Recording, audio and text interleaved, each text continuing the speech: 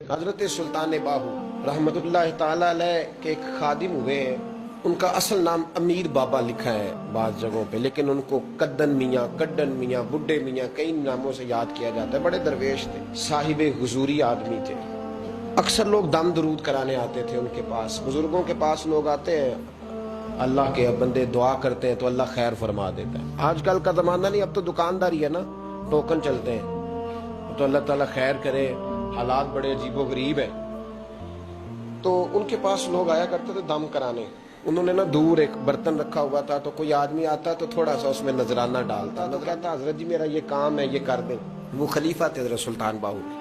وہ گردن جھکاتے، تھوڑی دیر کے بعد سر اٹھاتے، کہتے تیرا کام ہو جائے گا. صحیح مسلم کی حدیث ہے، نبی پاک نے فرمایا رب اشغاز اکبر لو اقسم علی اللہ لابرہ.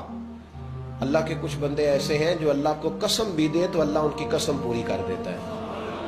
ان کے کپڑے مٹی سے بھرے ہوتے ہیں، پر اللہ کو کہہ دیں تو اللہ کر دیتا ہے. حضرت سلطان باہو کے وہ خلیفہ کہتے ہو جائے گا تو ہو جاتا. پھر کوئی بندہ آ کے کہتا یہ نذرانہ ڈال دیا ہے تو کام گردن جھکاتے، کہتے اپنے پیسے نکال کے لے جا، تیرا کام کوئی نہیں ہونا.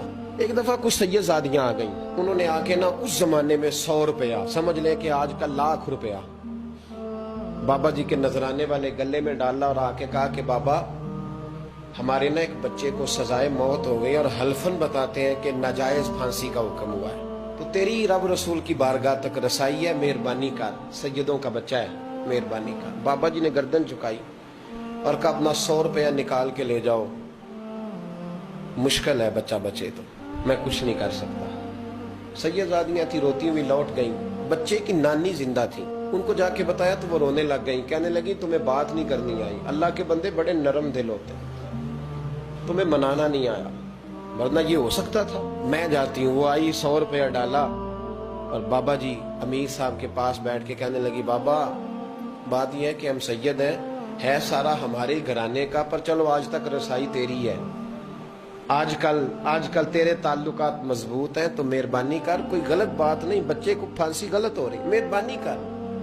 بابا کہنے لگا اماں میرے بس میں نہیں، میں بھی تو اللہ کا کمزور بندہ ہوں نا، مالک کا کمزور بندہ ہوں. کو ضروری نہیں، دعا پہ فضل ہوتا ہے، اگر اس کی مشیت ہو تو پھر بندہ کیا کر سکتا ہے. تو اماں یہ کام نہیں ہو سکتا. تو اماں رونے لگ گئی، کہنے لگی کوئی نہیں، میں قیامت کے دن حضور کی بارگاہ میں تیری شکایت کروں گی، میں کہوں گی کہ میں نے بتایا تھا میں سید ہوں، اس نے توجہ ہی نہیں کی، میرا کوئی خیال ہی نہیں کیا. بابا صاحب فرمانے لگے اماں پیسے نہ نکالنا، جا تیرا کام ہو جائے گا، جا تو ہو گیا تیرا مسئلہ حل ہو جائے گا. وہ آپ پیسے رکھتے تھے تو سال کے بعد، 6 مہینے کے بعد، مہینے کے بعد جا کے حضرت سلطان باہو کو دے کے آیا کرتے. وہ وہاں لنگر میں یا کسی جگہ خرچ کرتے تھے.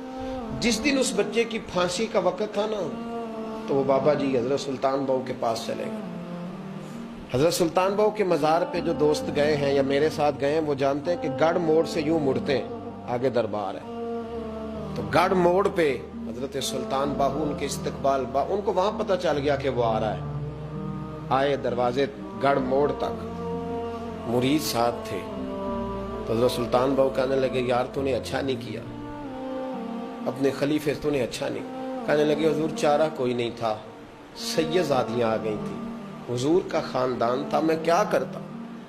مرید کہتے ہمیں سمجھ نہیں آ رہی کہ یہ کیا ہو رہا ہے. کہنے لگے مجبوری تھی، کیا کرتا، کدھر جاتا، حضور کا خاندان تھا.